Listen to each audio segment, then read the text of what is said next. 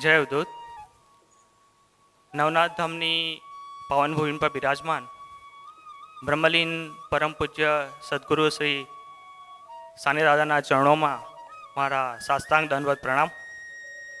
અને આપણા સૌના લાડીલા એવા વિશ્વવંદનીય પરમ પૂજ્ય શ્રી છોટે દાદાના ચરણોમાં મારા કોટી કોટી નમન. સત્યમય પુરુષાર્થ પખવાડિકનો નવો અંક આવી ચૂક્યો છે, તો પરમ પૂજ્ય શ્રી છોટે દાદાને નમ્ર વિનંતી છે કે આપણી સમક્ષ એ અંક પ્રસ્તુત કરે. પરમ પૂજ્ય શ્રી છોટે દાદા.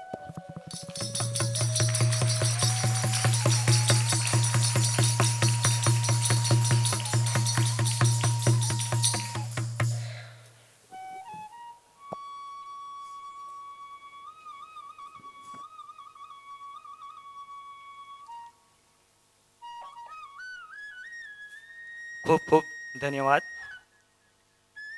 પેપરનું લવાજમ રિન્યૂ કરવાનો સમય આવી ગયો છે, તો જેમનું પણ લવાજમ બાકી હોય રિન્યૂ કરવાનું એ લવાજમ અવશ્ય રિન્યૂ કરાવે. 320 રૂપિયા લવાજમની કિંમત રાખવામાં આવી છે. બીજું, 18 ડિસેમ્બર શનિવારના રોજ દત્ત જયંતિ મહોત્સવ નિમિત્તે શ્રી દત્ત ગોરક્ષ મહાપૂજનમાં જેઓ ભાગ લેવા માગતા હોય એમણે નામ નોંધાવી દેવા. જેમના નામ બાકી હોય એ નામ અવશ્ય નોંધાવે. સવારે 9 થી 9:30ના સમયગાળામાં પૂજાની શરૂઆત થશે. બહેનોએ કેસરી સાડી અને ભાઈઓએ કેસરી કુર્તો પહેરવાનો છે. ગુરુપાદુકા આપણે ઘરેથી લઈને આવી. જેમની પાસે ગુરુપાદુકા નહીં હોય એમણે આશ્રમ પરિસરમાંથી ગુરુપાદુકા મેળવી લેવી. જેમના નામ હજી પણ નોંધાવવાના બાકી છે તેઓ 9429854163 298 54 163 પર ફોન આવી શકે છે.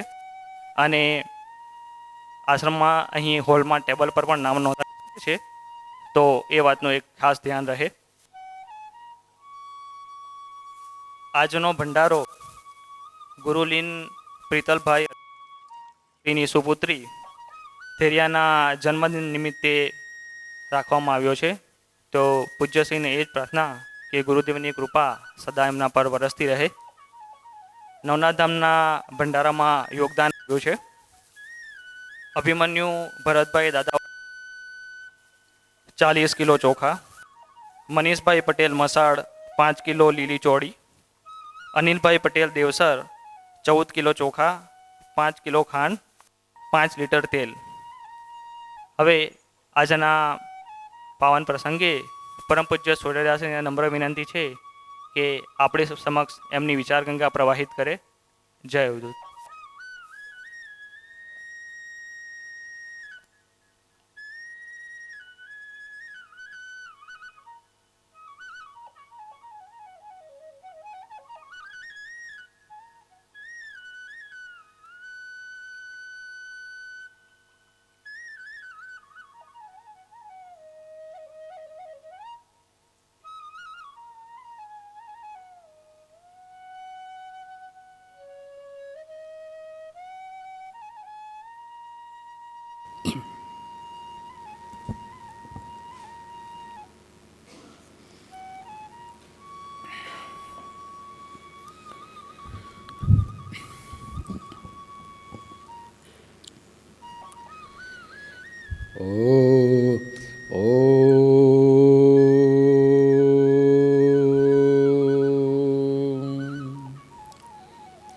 जय शिव शंकर, जय गंगाधर, करुणाकर करतार हरे,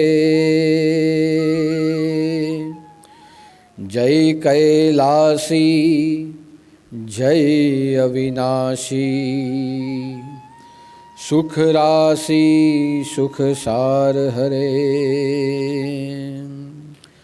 हे जय शशि शेखर, जय डमरूधर, जय जय प्रेमा गार हरे,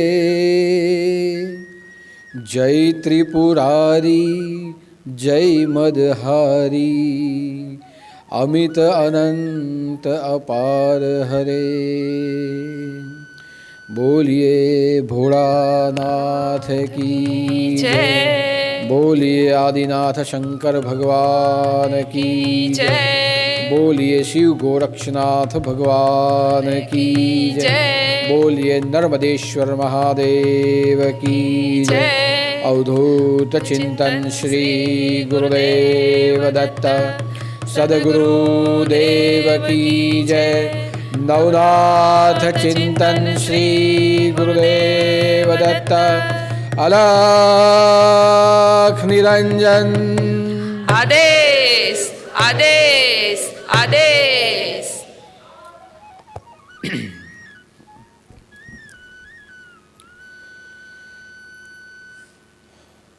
माक्षर शुक्ल पक्ष त्रयोदशी के प्रदोष अवसर पर आज हमने भगवान महादेव की पूजा अर्चा की। भगवान महादेव विश्वेश्वर है, विश्वनाथ है, त्रिलोकीनाथ है। तो ऐसे करुणा कर करताल भगवान गंगाधर के चरणों में आज के पावन अवसर पर मेरे कोटि कोटि नमन। हम सबके जीवन में अज्ञानता को दूर करने वाले और हमारे अंतःकरण में ज्ञान का प्रकाश पुंज फैलाने वाले भगवान करुणा कर महादेव के स्वरूप हमारे सद्गुरु श्री सानीनाथ जी के चरणों में मेरे कोटि कोटि नमन। और जो भी नाथ भक्त यूट्यूब चैनल के माध्यम से, फेसबुक के माध्यम से हर गुरुवार के विचार गंगा का दर्शन और श्रवण कर रहे हैं, ऐसे सभी नाथ भक्तों को, सभी धर्म प्रेमी भाई बहनों को मेरा जय उदूत, जय जय मच्छिंद्र समर्थ और आदेश। प्रदोष काल भगवान शिव की पूजा का अवसर है। प्रदोष काल में ही हम भगवान शिव की आराधना करते हुए हमारे पूर्व जन्म के मन के पाप, तन के पाप और वाणी के पाप है, इन सभी पापों से हम मुक्त हो जाते हैं। इसलिए भगवान शिव करुणा करताल है। भगवान शिव के मस्तक के ऊपर का बालचंद्र हमें नित्य अपनी शीतलता प्रदान करता है। भगवान शिव के हाथों का डमरू ध्वनि हमारे जीवन में आने वाले आदि व्याधि और उपाधि को नष्ट कर देता है। अगर भगवान शिव की हम पे करुणा हो जाए, उनकी दया दृष्टि जीव मात्र को प्राप्त हो जाए, तो यही जीव शिव पद को प्राप्त कर लेता है। इसलिए जिन्हें प्रेमागार कहा गया, जिन्हें पूर्णेश्वर कहा गया, ऐसे भगवान शिव हम सभी जीवों को तारने वाले हैं। हमारे शास्त्रों ने भी कहा है, हमारे वेदों ने भी कहा है और हम सब ने आज तक अनुभव किया है कि जो भी भगवान शिव की भक्ति करता है, भगवान शिव अपने हृदय से उसे वरदान देते हैं, अपनी वाणी से उसे अभयदान देते हैं और अपने आत्मभाव से वह जीव को अपने शरण में सानिध्य भी देते हैं। अर्थात भगवान शिव का शिव चरित्र करुणा सागर का चरित्र है और इसीलिए देव हो या दानव, पामर हो या मानव, ऋषि, साधु या योगी हो, यह सभी भगवान शिव के संदर्भ में ऐसा विचार रखते हैं कि पूरे विश्व में अगर कोई भोला भंडारी हो तो वो भगवान शिव है। शिव कभी भी अपने भक्तों से रूठते नहीं। शिव सदा अपने भक्तों के भाव से प्रसन्न रहते हैं। लेकिन जब जब भगवान शिव के भक्त किसी जीव को त्रस्त करे, अपने वरदान का दुरुपयोग करे, भगवान शिव की दया दृष्टि से जो भी शक्ति प्राप्त हुई है उसका उपयोग केवल और केवल अपने स्वार्थ के लिए करे, तब भगवान शिव महाकाल का रूप ले लेते हैं, भैरवनाथ का रूप ले लेते हैं। इसलिए शिव को सौम्य भी कहा गया और शिव को रुद्र भी कहा गया। शिव को भोला भंडारी भी कहा गया और शिव को भैरव भी कहा गया। शिव को ज्ञानाग्नि भी कहा गया और शिव को कालाग्नि भी कहा गया। तो यहां ही हमें समझना है कि जहां अधर्म हो जाए वहां भगवान शिव रौद्र रूप लेते हैं और जहां धर्म का प्रचार और प्रसार हो और सबका परित्राण हो वहां भगवान शिव सौम्य रूप लेते हैं। यानी सौम्य और रुद्रता जिसके दोनों स्वभाव है, ऐसे देवाधिदेव भगवान शिव सभी प्राणी मात्र के, सभी भूत मात्र के भूतादिवासम, अंदर में रहने वाले भूतनाथ है। करोड़ों वर्ष पहले माता पार्वती और भगवान शिव शंभु कैलाश पर विहर कर रहे थे। एकाएक माता पार्वती भगवान शिव से बातें करने लगी। आनंद और उत्साह का एक समय शुरू हो गया। दोनों के बीच में बातों बातों में रमुज भी होने लगी। भगवान शिव बात करते थे, कभी कभी अपनी आंखें बंद करके सृष्टि का स्मरण भी करते थे। लेकिन शिव और शिवा दोनों अपने वार्तालाप में मस्त थे। बातों बातों में माता पार्वती ने भगवान शिव की दोनों आंखें अपने हाथों से बंद कर दी और जैसे माता पार्वती ने अपने हाथों से भगवान शिव की आंखें बंद की, वैसे पूरे विश्व में अंधकार फैल गया। भगवान शिव की आंखों के सामने भी अंधेरा फैल गया। भगवान शिव ने सोचा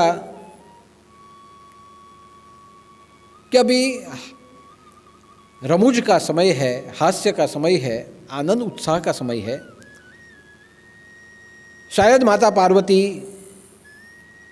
मेरे साथ खेल खेल रही है, थोड़ी क्षण में अपने हाथ हटा देगी और वापस मेरी आंखें खुल जाएगी। लेकिन माता पार्वती ने भगवान शिव की आंखें अपने हाथों से बंद ही रखी। भगवान शिव ने कहा, फिर भी माता ने आंखों पे से हाथ नहीं हटाया। घोर अंधेरा देखते हुए भगवान शिव भयभीत होने लगे।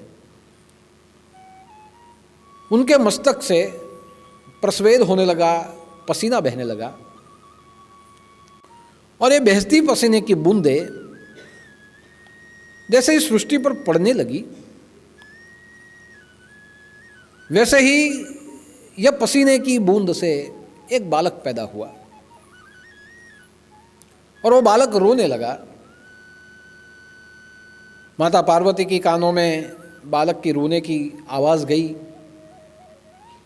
माँ ने देखा तो एक छोटा बालक,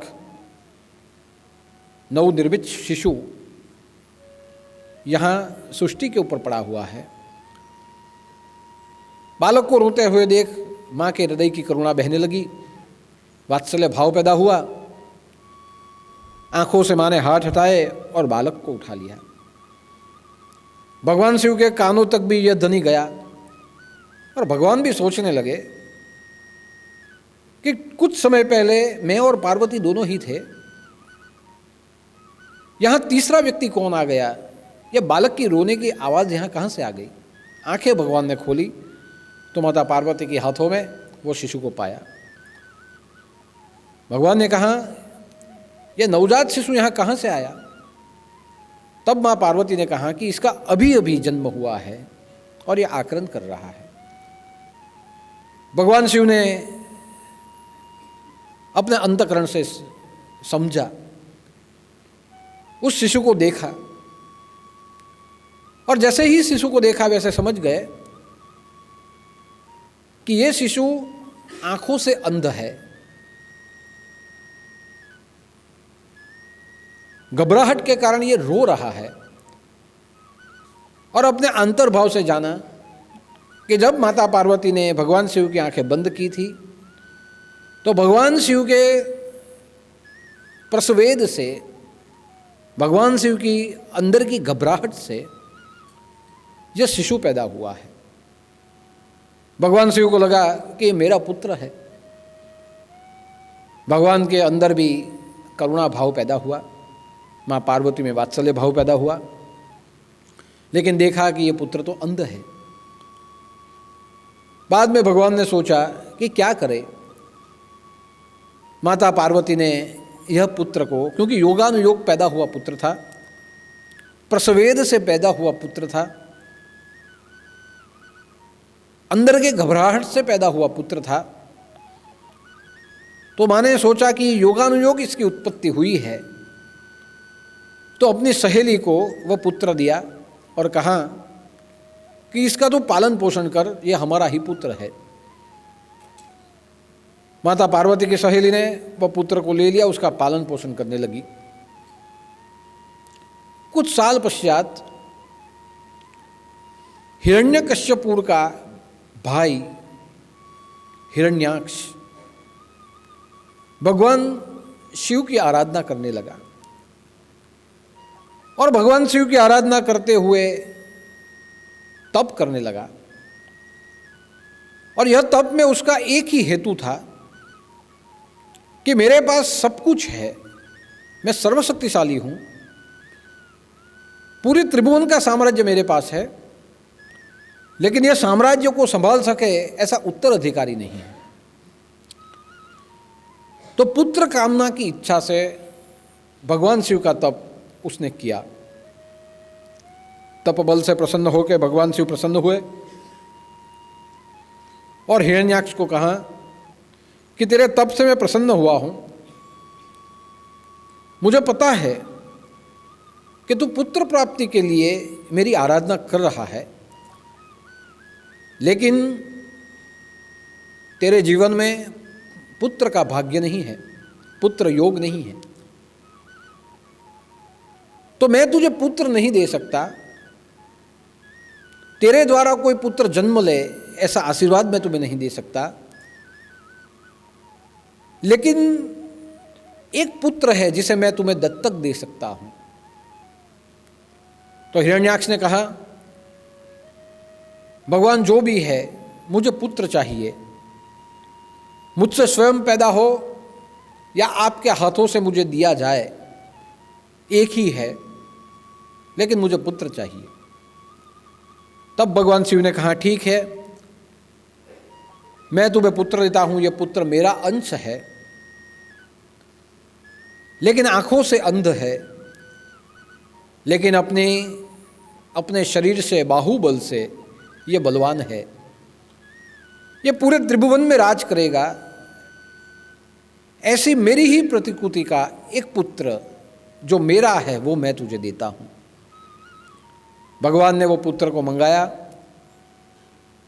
और हिरण्याक्ष को दिया कि इसका पालन पोषण तू करना, आज से तेरा ये पुत्र है। धीरे धीरे समय बीतता गया। जैसे जैसे समय बीता वैसे हिरण्याक्ष का वध भगवान वराह ने किया, विष्णु भगवान ने किया। हिरण्याक्ष का वध हो गया। यह बालक जो आंखों से अंध था, उम्र में बड़ा होने लगा। उसका नाम रखा गया था अंधक। और अंधक को मन में दुख हुआ कि विष्णु ने और शिव ने मेरे पिता का वध किया है, तो मैं कुछ भी करके शिव की कृपा में प्राप्त करूंगा और शिव की कृपा प्राप्त करने के पश्चात मैं विष्णु का वध कर दूंगा। अंधक बचपन में ही तपाचरण करने लगा। हजारों सालों तक उसने तप किया। भगवान शिव प्रसन्न हुए। अपने पुत्र को तप करता हुआ देख भगवान शिव के मन में आनंद हुआ और भगवान शिव ने कहा कि बालक, मैं ही तेरा पिता हूं, मेरे अंश से तू पैदा हुआ है, बता तुझे क्या चाहिए। तब अंधक ने कहा कि पूरे विश्व का साम्राज्य मांग लूं, मैं तो अंध हूं, मैं तो देख भी नहीं सकता। फिर भी मेरे पिता ने ये त्रिभुवन में अपना साम्राज्य स्थापा था, तो यह साम्राज्य को मैं संभाल सकूं, ऐसा बल मुझे दीजिए।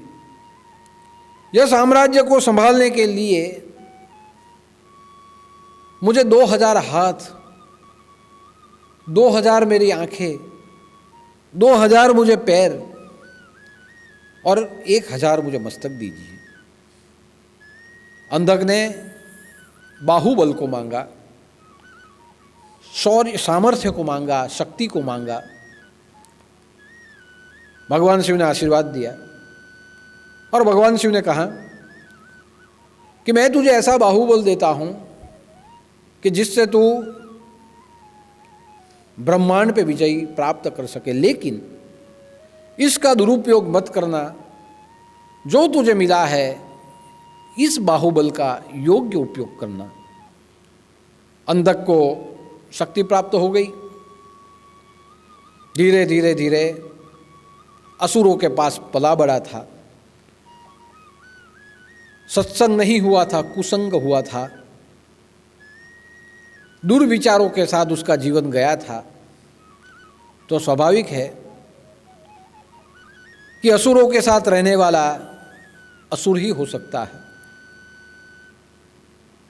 हम भी संस्कारों से अच्छे हो, लेकिन हमें किसी दुर्जन की संगत हो जाए, व्यसन की संगत हो जाए, अधर्मी की संगत हो जाए, तो भले ही हमारे संस्कार कितने भी अच्छे क्यों न हो, एक समय हम भी दुर्जनों के जैसा व्यवहार करने लगते हैं। यानी संगत की असर और सत्संग की असर क्या है, ये आज से नहीं चला आ रहा, बरसों से चला आ रहा है। और इसलिए कहा जाता है कि बच्चों को अच्छे संग में भेजना चाहिए, अच्छे सानिध्य में भेजना चाहिए, अच्छा खाना और खिलाना चाहिए, बच्चों को अच्छे विचार देने चाहिए।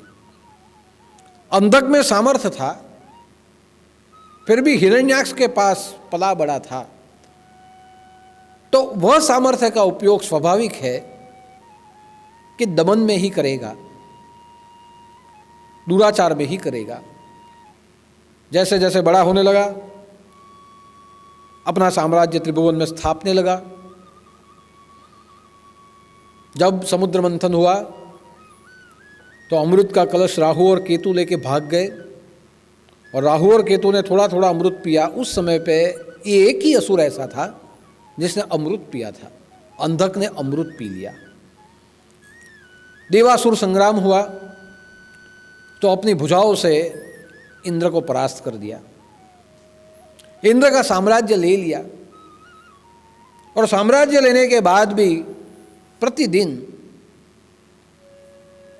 इंद्र को सताने लगा, इंद्र से दुर्व्यवहार करने लगा। इंद्र दुखी हो गए, देवता दुखी हो गए, साधु संत ऋषि मुनि सब दुखी हो गए कि भगवान तुमने कैसे पुत्र को पैदा किया कि जो पुत्र असुर पैदा हुआ, इसमें सामर्थ्य कि आपके जितना सामर्थ्य है, हम क्या करें।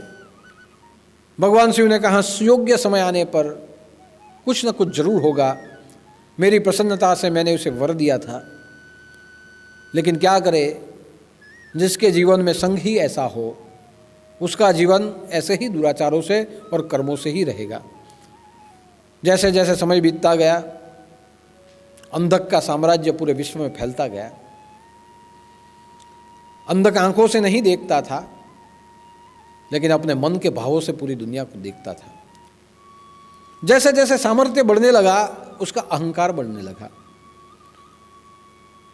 जहां जहां उसका मन जाता था, वहां वहां उसका अहंकार बढ़ता था। और अहम का अर्थ यही होता है, अहम यानी मैं, और ममत यानी मेरा। यह सब मेरा है, यहां सब जगह पे मैं ही हूं, ऐसा वो सोचने लगा। धीरे धीरे धीरे उसके मन में विचार आया कि भगवान शिव इतने सामर्थ्यवान है, भगवान शिव कोटि सूर्य के जितने तेज वाले हैं, तो उनकी पत्नी पार्वती कितनी सुंदर होगी। लोग पार्वती की स्तुति करते हैं, उसे गोरा कहते हैं, तो पार्वती कितनी सुंदर होगी। तो मुझे सब मिल चुका है, अब मुझे कैलाश मिल जाए और पार्वती मिल जाए तो मैं स्वयं शिव हूं। अब देखिए आप कि अहम और मम, मैं और मेरा, ये सब मेरा है, और मैंने ये सब किया है। ये दोनों भाव हमारे जीवन के लिए समझ लीजिए अंधक है। अंधक का अर्थ होता है आंखें न हो वैसा। अंधक की दोनों आंखें नहीं थी, अंधा था। एक आंखों में अहंकार था, अहम, और दूसरे आंखों में ममत्व था, मैं और मेरा। ये जब दोनों अहंकार के भाव आ जाते हैं, तब समझ लीजिए कि हम अंधे हो जाते हैं। ये सब मेरा है। जहां सब आपका हो जाता है, वहां किसी का कुछ नहीं रहता। यानी सब मेरा है तो किसी का कुछ नहीं है, और ये सब मैंने बनाया है, तो आपके साथ आपके सहयोगी भी कोई नहीं। यानी पूरे ब्रह्मांड में आप स्वयं अकेले ही हो। मैं और मेरा, ये दोनों अंधकार है। एक आंख में मैं है, दूसरे आंख में मेरा है, तो इसे कहा जाता है अंधापन। हमारे मन में मैं का अर्थ होता है अहम, और मेरा का अर्थ होता है वासना, ममत्व यानी वासना। जहां अहंकार हो, तो अहंकार से भी मानस, आदमी, व्यक्ति अंधा हो जाता है।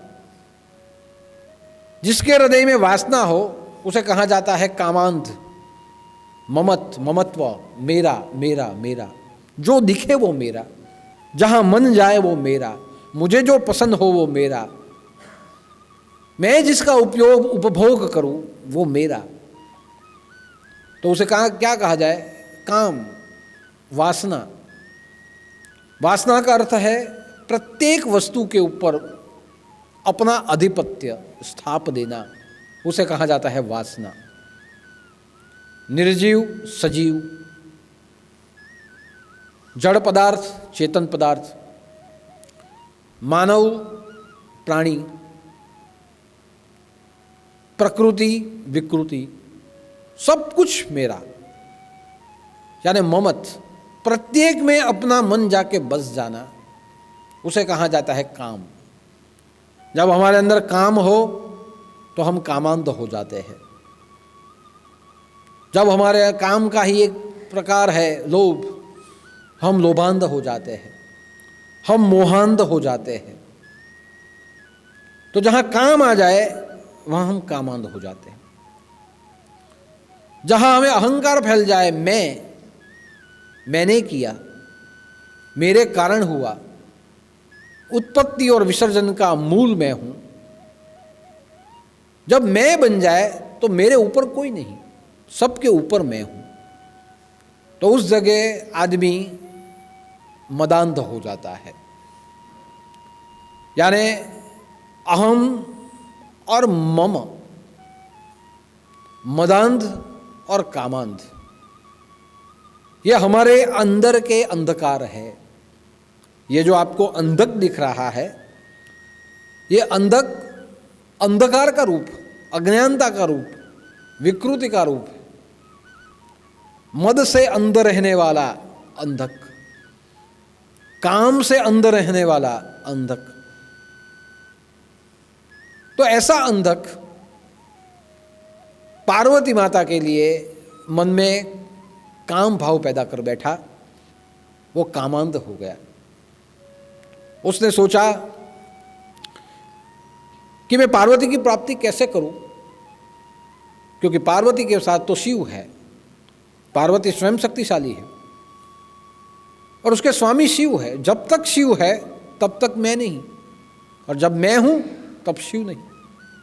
जब तक मैं था तब हरि नहीं, और जब हरि है तब मैं नहीं। यानी जब तक हम होते हैं तब तक वो नहीं, और जब वो आ जाए तब हम नहीं।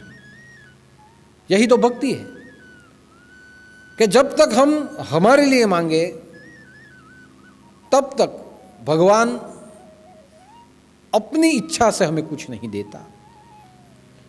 जब हम उसी के लिए मांग बैठे, उसी को मांग बैठे, तो भगवान अपना सर्वस्व हमें दे देता है।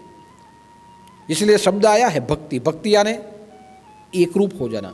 भक्त और भगवान जहां एक हो जाए उस पद को भक्ति कहते हैं। भक्ति एक पद है जहां दोनों एक हो जाते हैं, भक्त और भगवान। भक्त का अहंकार अहम और मम त्वम में चला जाए, और जहां परमात्मा सर्वस्व हो जाए, जहां त्वम तत्व में समा जाए, वो तत्व यानी भक्ति। तो पहले इसने सोचा कि जब तक शिव है तब तक मैं कैसे रह सकता हूं। पहले मुझे शिव का नाश करना पड़ेगा, बाद में पार्वती की प्राप्ति मुझे होगी। अंधक ने शिव का रूप लिया, अंधक ने पार्वती का रूप लिया, और पार्वती जैसा बनते हुए भगवान शिव के समीप पहुंचा। जैसे पार्वती बोलती थी, जैसे बात करती थी, स्वयं पार्वती है, और पार्वती बन के वो बैठा। अब देखिए, अपनी माता से ही दुराचार करने की भावना, इसे कहते हैं कामांध। जहाँ व्यक्ति अंध हो जाता है, सामने क्या है उसे कुछ दिखता नहीं। अंधे व्यक्ति को रास्ते में क्या पड़ा है ये दिखेगा नहीं, सामने कौन खड़ा है वो दिखेगा नहीं। ठीक वैसी ही स्थिति अंधक की हुई, कामांध। जिस पार्वती ने उसे जन्म दिया वही अपनी माता से दुराचार करने के लिए पुत्र वहां जाके बैठ गया, अपना रूप बदला, भगवान शिव से बातें करने लगा। और बातें करते करते करते भगवान शिव जैसे ध्यान में गए, वैसे अंधक ने अपनी गदा ली और भगवान शिव के मस्तक पे मार दी। क्योंकि पार्वती बन के ही शिव के पास जाया जाता है, भक्त बन के ही भगवान के समीप पहुंचा जाता है। जो विभक्त हो वो मंदिर के बाहर हो जाता है। भगवान के निज मंदिर में कौन जा सकता है? विभक्त नहीं, भक्त। भगवान के समीप कौन पहुंच सकता है? सठ नहीं, संत। गुरु के समीप कौन जा सकता है? शिष्य। शिष्ट नहीं, शिष्य जा सकता है। तो उस प्रकार पार्वती का अगर मैं रूप ले लूं तो मैं शिव के समीप जा सकूं, यानी पार्वती का रूप लेना पड़ा। भगवान शिव बातें करते रहे। जैसे भगवान ध्यानमग्न हुए वैसे ही अंधक ने अपनी गदा का प्रहार भगवान शिव के मस्तक पे किया। जैसे भगवान शिव के मस्तक पे गदा का प्रहार हुआ, भगवान के सिर से रक्त बहने लगा और वह रक्त जैसे बहा और पृथ्वी पे पड़ा, वैसे ही उसमें से एक रौद्र रूप धारण हुआ और उस रक्त की बूंद में से जो रूप पैदा हुआ वो रूप था भैरव का, जिसे हम भैरवनाथ कहते हैं। भैरव उसमें से पैदा हुआ और भैरव पैदा हुआ, रुद्र रूप लेके पैदा हुआ। अंधक को मारने के लिए भैरव आगे बढ़ा। अंधक भैरव से युद्ध करने लगा और युद्ध चलते रहा। शिव का विकराल रूप पैदा हुआ भैरव के रूप में। भैरव अंधक से लड़ते रहा, अपना त्रिशूल निकाला और अंधक के सीने में मारा। सीने से आर पार त्रिशूल हो गया और अपने त्रिशूल से अंधक को अपने त्रिशूल पे ही लटका दिया और अपना त्रिशूल पूरे ब्रह्मांड तक फैला दिया। जैसे अंधक को मारा वैसे अंधक के 1000 सिर गिरने लगे, अंधक के 2000 हाथ गिरने लगे, 2000 पैर गिरने लगे, उसकी 2000 आंखें गिरने लगी। एक एक अंग इस पृथ्वी पर गिरने लगा। जैसे जैसे अंग गिरने लगा उसी अंग में से और एक दैत्य पैदा हुआ और वह वही अंग को खाने लगा। देवताओं ने देखा कि देख, मरने के बाद भी किसी की वासना नहीं जाती। अंधक के शरीर को छिन्न भिन्न कर दिया, फिर भी अंधक के शरीर से वापस दैत्य पैदा हुआ। वो एक एक अंग खाने लगा, जो जो अंग आता था उसे वो खाने लगा। जैसे इस अंग खाने वाले दैत्य को देखा वैसे भगवान शिव ने सभी देवताओं को आदेश दिया कि अभी से ही इसकी के ऊपर अपना प्रभुत्व स्थाप लो। सभी देवताओं ने उस दैत्य के मुख पर, किसी ने अंग पर, किसी ने हाथों के ऊपर अपना प्रभुत्व स्थापा और उस दैत्य को पृथ्वी और आकाश के बीच में ही खड़ा कर दिया, वहीं उसे स्थिर कर दिया। और जहां उसे स्थिर कर दिया उस दैत्य ने कहा कि मेरी उत्पत्ति अंधक से हुई है और उसी से हुई है, इसी के लिए मैं उसे खा रहा हूं। जो भी है मेरा उद्धार कर दीजिए। भगवान शिव ने सभी देवताओं को कहा कि इसके शरीर में निवास करो और इसको वरदान दो अपना। सब ने अपने अपने वरदान दिए। वो जो पैदा हुआ वो दैत्य देव बना, क्योंकि जहाँ असुर का संग हुआ था वहाँ अंधकासुर बना था। वापस इससे असुर का संग हो जाएगा तो ये पूरी सृष्टि का विनाश कर देगा।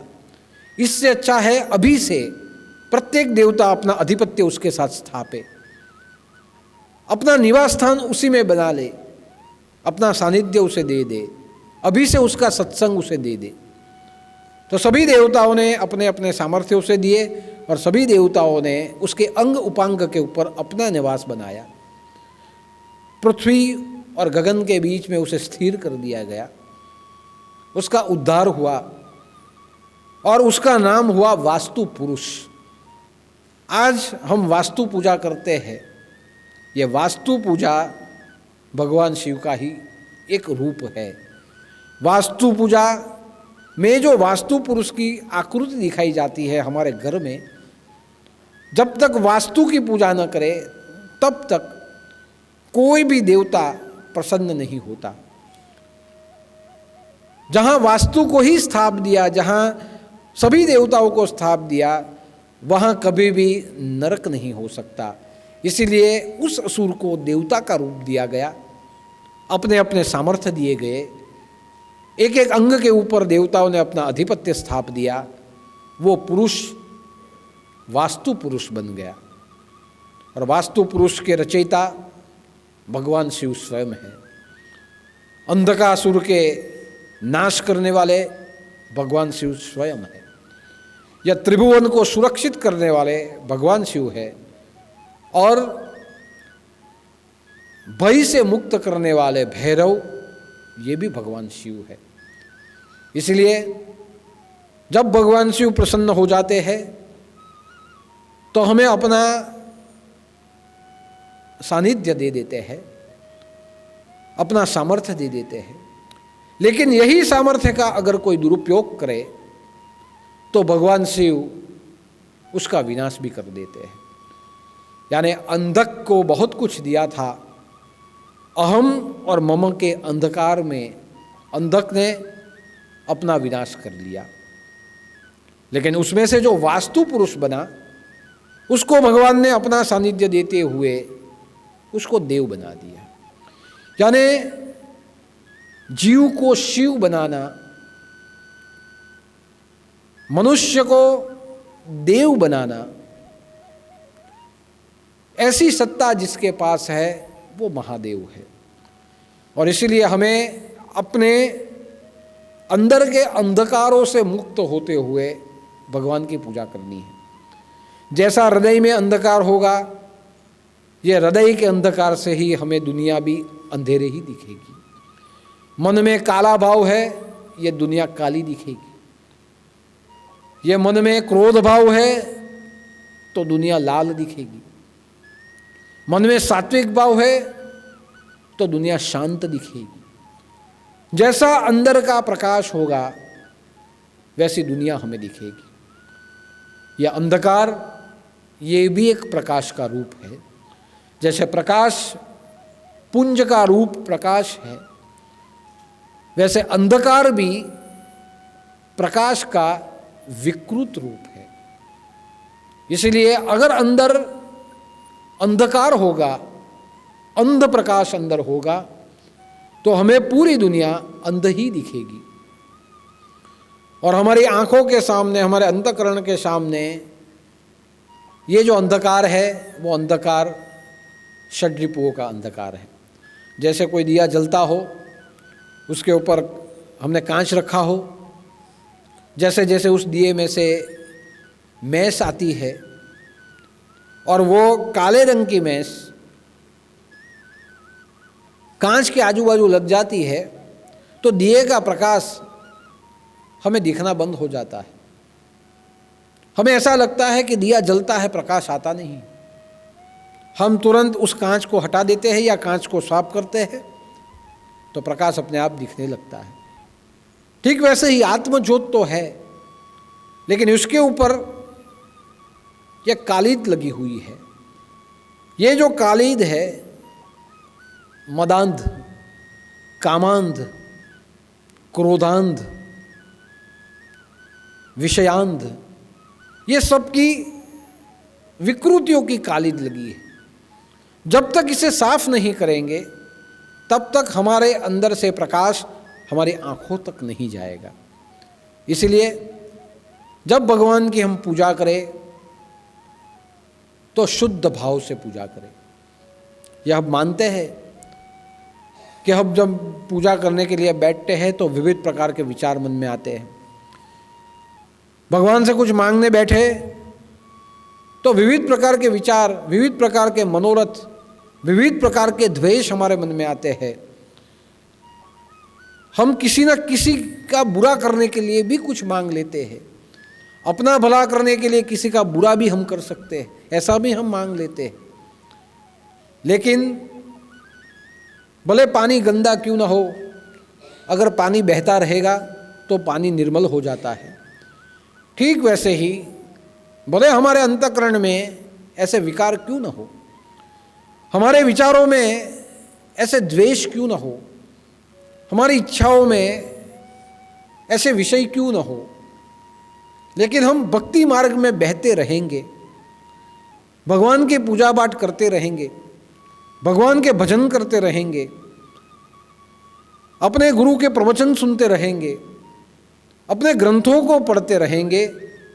कहने का अर्थ है मन को बहता रखेंगे, तो ये मन भी जैसे गंदा पानी बहते हुए निर्मल हो जाता है, वैसे ये मन भी बहता बहता बहता बहता निर्मल हो जाएगा। निर्मल मन की आवश्यकता भक्ति मार्ग में और प्रभु की प्राप्ति के लिए होती है। कोई बीज हो और उसे हमें भूमि में आरोपित करना हो और उससे हमें वृक्ष पैदा करना हो, तो बहुत जरूरी है कि बीज सड़ा हुआ न हो, बहुत जरूरी है कि बीज के ऊपर कुछ लगा न हो, बहुत जरूरी है कि बीज गंदा न हो। अगर सड़े हुए बीज को आप भूमि में रोपोगे, उसमें से कभी अंकुर नहीं फूटेंगे। गंदे बीज को रोपोगे, अंकुर फूटेंगे, लेकिन पौधा नहीं हो पाएगा। इसीलिए बीज शुद्ध हो, स्वच्छ हो, तो अंकुर से पौधा और पौधे से वृक्ष और वृक्ष से फल मिल सकता है। ठीक वैसे ही मन के भाव शुद्ध हो, मन के विचार शुद्ध हो, मन के संकल्प शुद्ध हो, तो हमें भी परमात्मा की प्राप्ति तन्मे मनः शिव संकल्पमस्तु के रूप में हो सकती है। हमारे विचार ही ऐसे शुद्ध हो तो शिव की प्राप्ति संकल्पों से भी हो सकती है। इसीलिए शुद्ध भाव से भगवान की भक्ति हमें करनी चाहिए। लेकिन मैंने देखा है कि जब हम यहाँ बैठते हैं, दो ही वस्तुओं को साथ में लेके बैठते हैं कि हे भगवान, मैं जो चाहूँ वो सब मुझे मिल जाए। अर्थ क्या हुआ? वासना। छोड़ने के लिए बैठे हैं, वापस वही मांगते हैं। हे भगवान, मैं जो चाहूँ वो मेरा हो जाए। और दूसरा, ये जो सब कुछ है वो मैंने किया है। ये दो वस्तु ही हम भगवान से मांगते हैं। लेकिन पूजा में तो कहा गया है त्याग करे। त्याग क्या करना है? मैं और मेरा, इसका त्याग कर देना है। अगर उसका हमने यहाँ त्याग कर दिया, भाव से त्याग कर दिया, तो समझ लीजिए कि प्रभु की प्राप्ति संकल्प मात्र से भी हो जाती है। इसलिए मन को स्वच्छ रखने की आवश्यकता है, अहंकार से मुक्त रखने की आवश्यकता है, वासनाओं से मुक्त रखने की आवश्यकता है।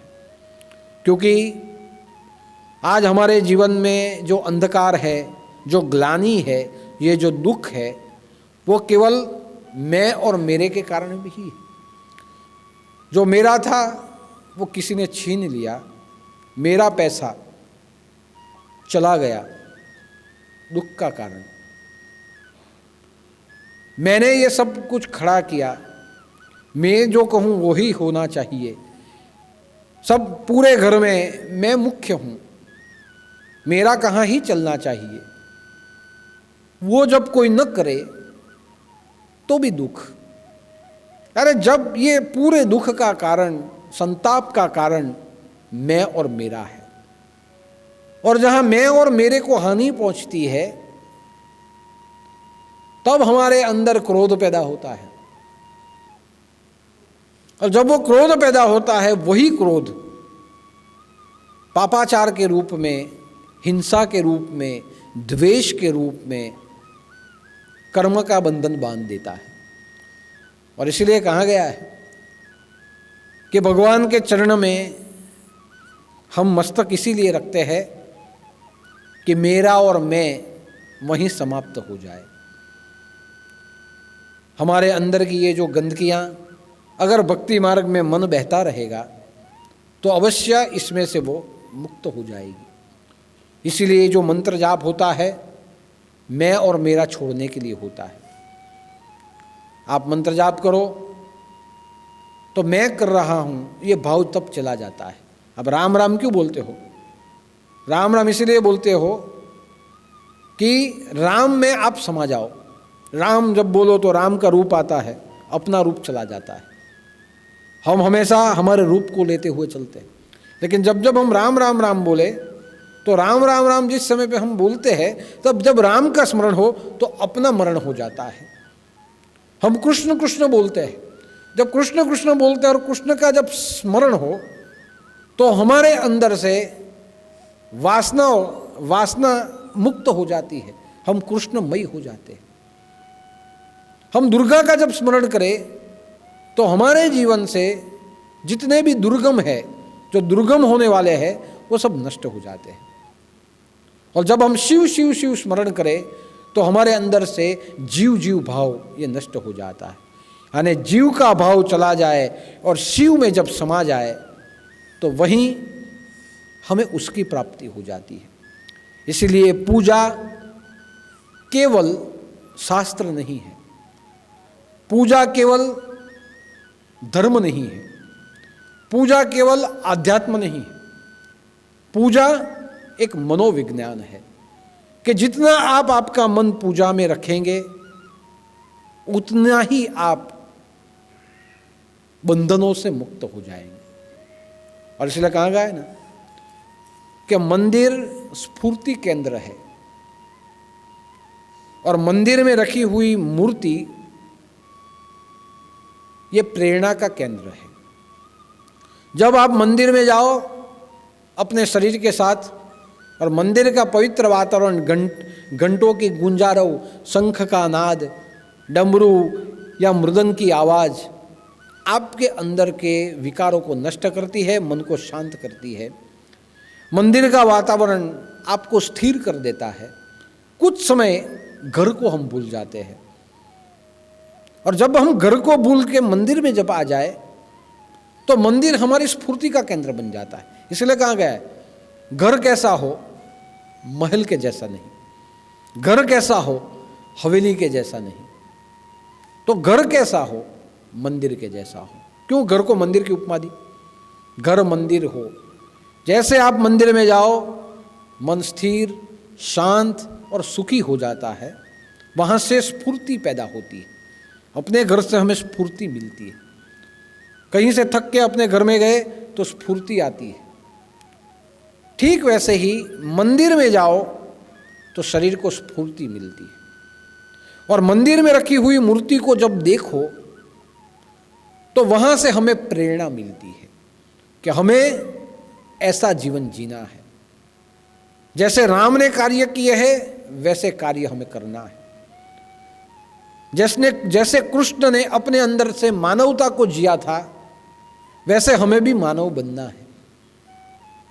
जैसे दुर्गा ने अत्याचार के सामने अपनी तलवार उठाई थी वैसे हमें भी अधर्म के सामने दुर्गा बनते हुए लड़ना है।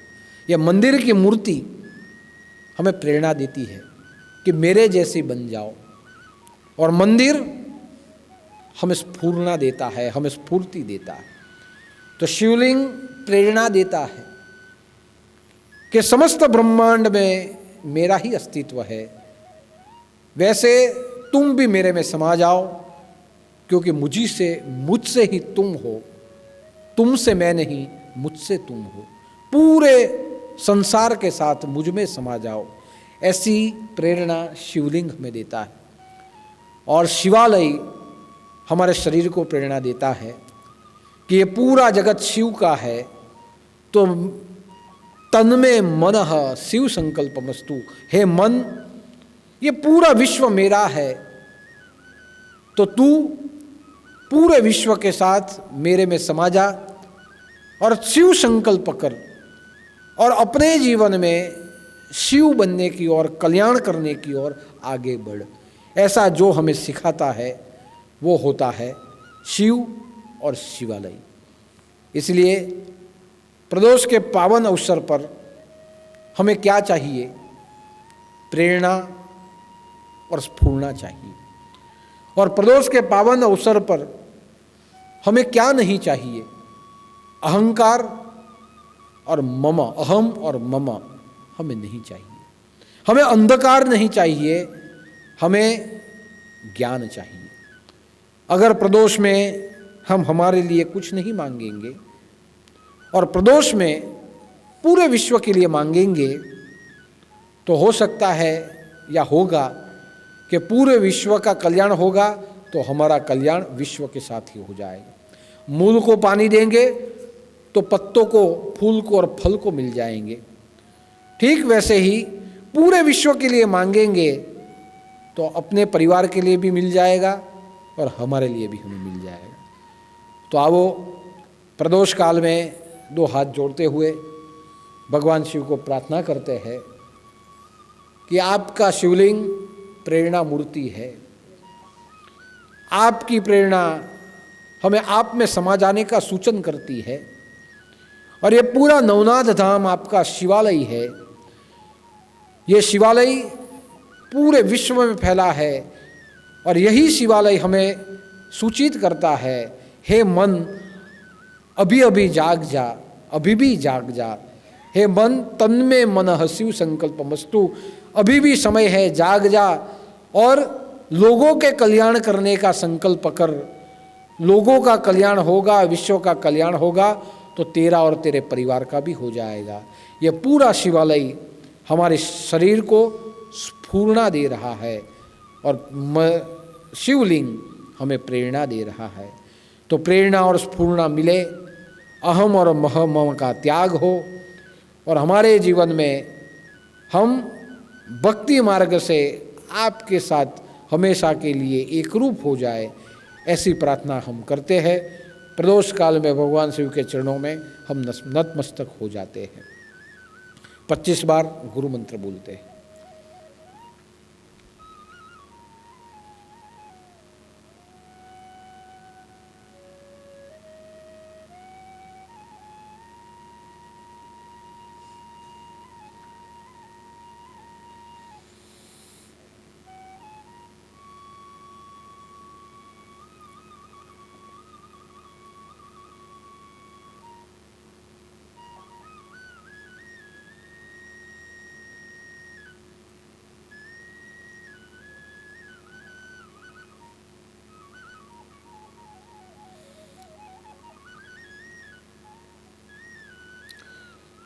ओम आदिनाथाय विद्महे चिदब्रह्मज्योतिस्वरूपाय धीमहि तन्नो आदिगुरु प्रचोदयात्।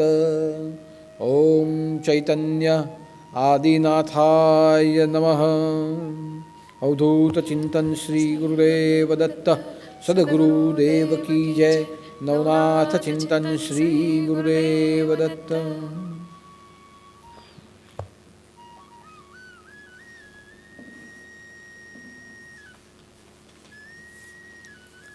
आज का भंडारा गुरुलीन प्रीतल भाई अरविंद भाई की सुपुत्री धैर्या के जन्मदिन के अवसर पे रखा गया है बलवाड़ा महुआ से।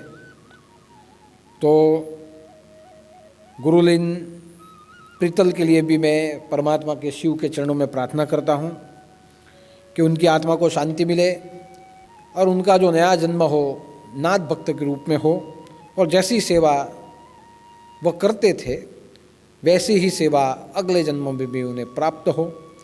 उनकी सुपुत्री धैर्या के जन्मदिन के अवसर पर भी भगवान से प्रार्थना करता हूँ कि उसे लंबा आयुष्य प्राप्त हो, उसके जीवन में विद्या प्राप्ति हो, उसे शक्ति प्राप्त हो और अपने पिता के जैसे वो भी संप्रदाय के कार्य सेवा कार्य में आगे बढ़ती हुई आगे बढ़े, ऐसी प्रार्थना प्रीतल के परिवार के लिए और धैर्या के लिए भी मैं करता हूँ।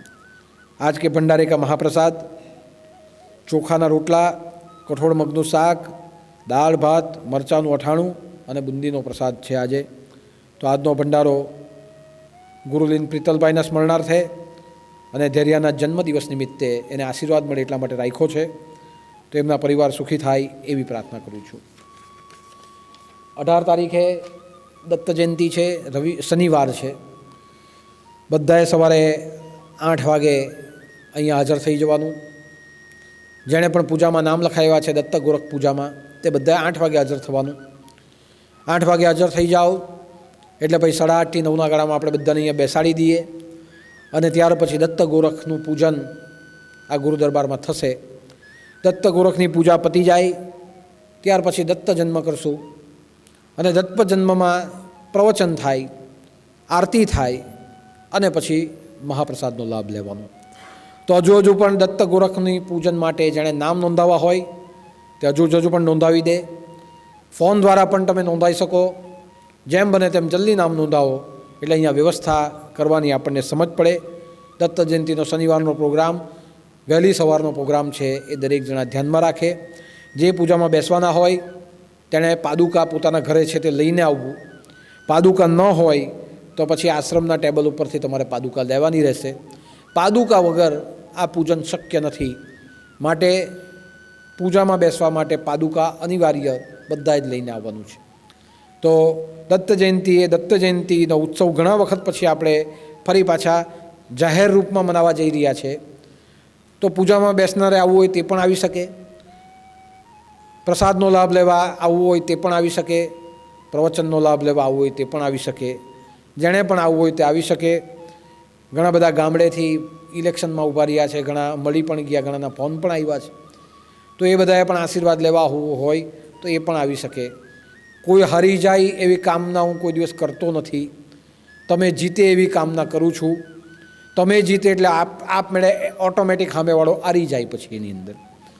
પણ તમે જીતો એવી કામના કરું, કોઈ હારે એવી કામના હું કરતો નથી. બધાને જ મારા આશીર્વાદ. અને પછી જો કોઈ હારી જાય તો એમ સમજો તમે 2 માળા ઓછી કરેલી, તમે 2-4 ગુરુવાર ઓછા ભરેલા, તમારી શ્રદ્ધા ગુરુ પરથી થોડી ઓછી થઈ ગઈ, એનું પરિણામ આ ઊભા રહીને તમે ભોગવ્યું એવું તમે સમજજો. બાકી જેને શ્રદ્ધા હશે, જેણે માળા કરી હશે, જેણે ગુરુવાર ભર્યા હશે, જેણે સેવા કરી હશે, ભગવાન ભોળાનાથને પ્રાર્થના કરું તમે જીતો. બીજા હારે કે જીતે એની સાથે લેવા દેવા નથી, પણ તમે જીતો અને ગામના કામ કરો એવી પ્રાર્થના કરું છું. તો શનિવારનો દિવસ આશીર્વાદ લેવા હોય તે પણ આવી શકે, પ્રસાદ લેવો હોય તે પણ આવે, પ્રવચન સાંભળવું હોય તે પણ આવે, પૂજામાં બેસવું હોય તે પણ આવે. જેણે પોતાનો ઉદ્ધાર કરી લેવો છે તે બધા આવી શકે અને પોતાનો ઉદ્ધાર કરી શકે છે. તો દત્ત જયંતિનો ઉત્સવ શનિવારનો દરેક ધ્યાનમાં રાખે. આજના ગુરુવારે આટલું જ. બધા ભક્તોને મારા જય ઉદૂત, જય જય મચ્છંદ સમર્થ અને આદેશ. ઓમ પૂર્ણમદઃ પૂર્ણમિદં પૂર્ણાત પૂર્ણદચ્યતે પૂર્ણસ્ય પૂર્ણમાદાય પૂર્ણમેવાવશિષ્યતે. ઓમ શાંતિ શાંતિ શાંતિ. शिव शिव शंकरा, शिव शिव शंकरा, शिव शिव शंकरा, शिव शिव शंकरा, नमः शिवाय. शिव शिव शंकरा, नमः शिवाय. मेरे साथ चलना, मेरे संग रहना, मेरे साथ चलना, मेरे संग रहना, मेरे कष्टों को भस्म करना. शिव शिव शंकरा, नमः शिवाय. शिव शिव शंकरा, नमः शिवाय. माथे पे तेरे चंदा बिराजे, गंगा जटा के बीच समाये शंकरा. काल भी तू है, महाकाल तू है, त्रिलोक भी तू, शिव भी तू ही शंकरा. शिव शिव शंकरा, नमः शिवाय. शिव शिव शंकरा, नमः शिवाय. तेरे दर पे आया बाबा, झोली खाली लाया बाबा, जल चढ़ाने आया बाबा, बड़ी दूर से आया बाबा. तेरे दर की शान निराली, संग बिठाए मागड़ काली, संग बिठाए भैरो बाबा, तू ही साधु दंग दानी. शिव शिव शंकरा, नमः शिवाय. शिव शंकरा नमः शिवाय। मेरे साथ चलना, मेरे संग रहना, मेरे साथ चलना, मेरे संग रहना, मेरे कष्टों को भस्म करना। शिव शिव शंकरा नमः शिवाय। शिव शिव शंकरा नमः शिवाय। शिव शिव शंकरा, शिव शिव शंकरा, शिव शिव शंकरा। नमः पार्वती पते हर हर महादेव।